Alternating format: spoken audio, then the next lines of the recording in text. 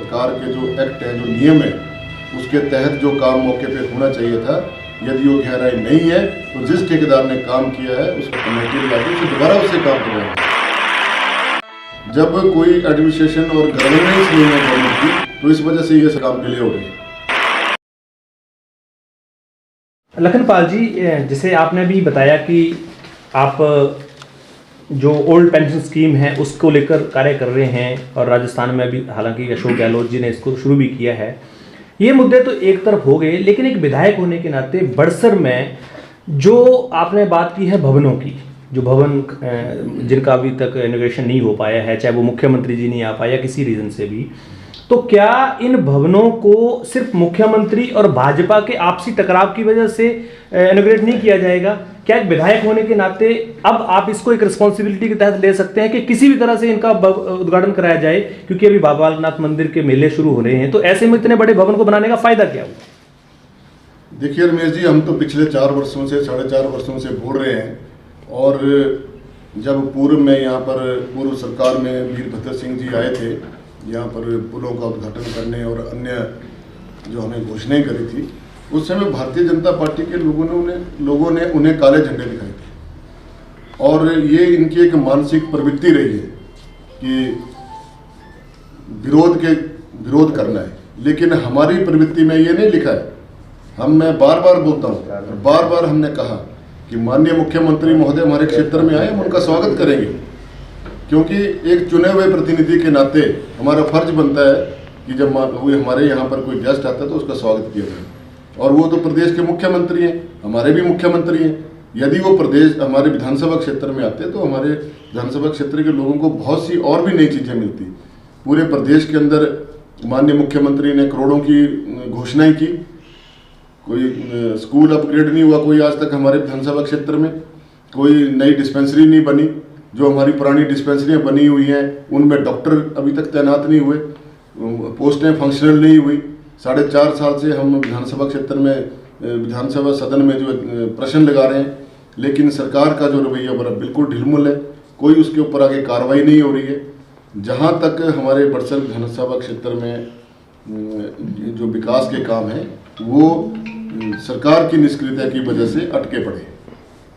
और जहाँ तक आपने कहा कि ये बाबा बालकनाथ के मेले लगने वाले हैं और अन्य काम होने जा रहे हैं, तो ये तो सरकार को सोचना चाहिए और उनको आना भी चाहिए था। अब तो 13 तारीख को मेले शुरू हो जाने हैं। तो क्या विधायक होने के नाते आपने ऑफिशियल रूप से कभी क्या मुख्यमंत्री जी को इसका कोई न्योता दिया है? बिल्कुल दिया है।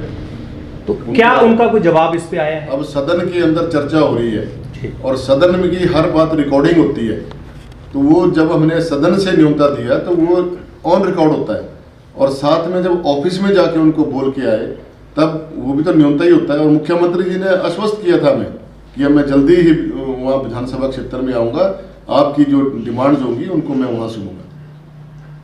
लखनपाल जी, इस मुद्दे से जुड़े हुए मेरे 2 बड़े महत्वपूर्ण प्रश्न हैं, जैसे कि कंबोज जी ने भी अभी बात रखी इस विषय पर। इसमें जो टेंडर्स दिए जा रहे हैं उनमें ये आरोप लगा रहे हैं, बहुत सूत्रों से ये बातें आ रही हैं कि कुछ सिर्फ 1, 2, 3 लोगों को ही गिनकर टेंडर दिए जा रहे हैं, और जो आपने बात करी गहराई की, वो गहराई कहीं भी किसी भी तरह से कहीं भी पूरी नहीं है। तो ऐसे में जो एक्शन साहब यहाँ बैठे हुए हैं उनकी अकाउंटेबिलिटी कैसे तय होगी? मेरा पहला सवाल ये है। देखिए, वो तो अधिकारी को मौके पे जाना चाहिए, उसकी छानबीन करनी चाहिए बिना किसी राजनीतिक दबाव के।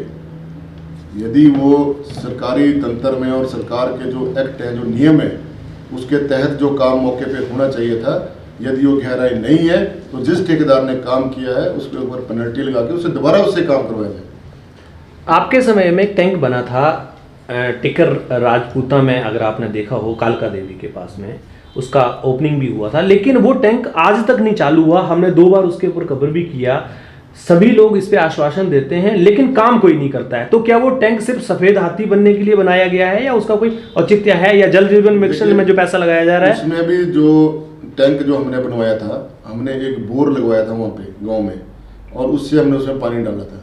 दुर्भाग्य से वो बोर सूख गया। हमने विभाग को कहा कि आप दूसरी तरफ से इसमें लाइन डाल दो, कितनी बार बोल दिया, और विभाग की तरफ से एक ही जवाब, बस जी अब अगले हफ्ते काम शुरू होने वाला है, हमने टेंडर लगा दिया है, अब लाइन बिछने वाली है। अब पता नहीं कहाँ इनकी लाइन बीच में अटक जा रही है।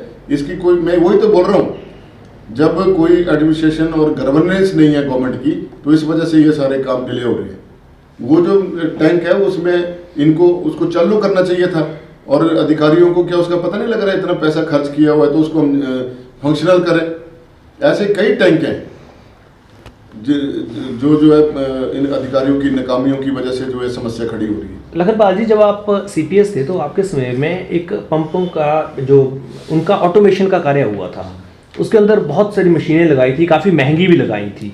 तो अभी क्या वो वर्किंग है आईपीएच में या नहीं है, क्या उसके ऊपर कुछ कहना चाहेंगे आप? देखिए, जो बहुत सारी तो नहीं लगी थी, मैं क्या 2-4 जगह ऑटोमेशन। और ये जो उस समय विधानसभा में जब सीपीएस था तो विधानसभा में मैंने प्रश्न रखा था जी कि जो हमारी जो आईपीएच की जो मशीनरी है उसको ऑटोमेशन किया जाए, जो नई पद्धति है जी। तो उस समय उसमें बात मानी थी सरकार ने, और उसके तहत पूरे प्रदेश के अंदर कुछ चिन्हित जगह पे जो है वो ऑटोमेशन का काम हुआ था जी। तो उसके चलते हुआ था। और अभी वो जहां है कुछ 1-2 जगह की खराबी है, बाकी वैसे वो काम कर रहे हैं। सुनने में ये आया है कि अभी वो ऑटोमेशन कहीं भी वर्किंग नहीं है। अगर तो ऐसा है तो इस पर सरकार की तरफ से या आपकी तरफ से या आईपीएच की तरफ से अभी क्या संज्ञान लिया जाता, क्योंकि बहुत पैसा उस पर लगाया हुआ है। एक आदमी अपना मकान बनाता है 10 लाख में, ऐसा है और उन्होंने ऐसा हो रहा है जी, तो उसके ऊपर निश्चित रूप से कार्रवाई होगी। जी।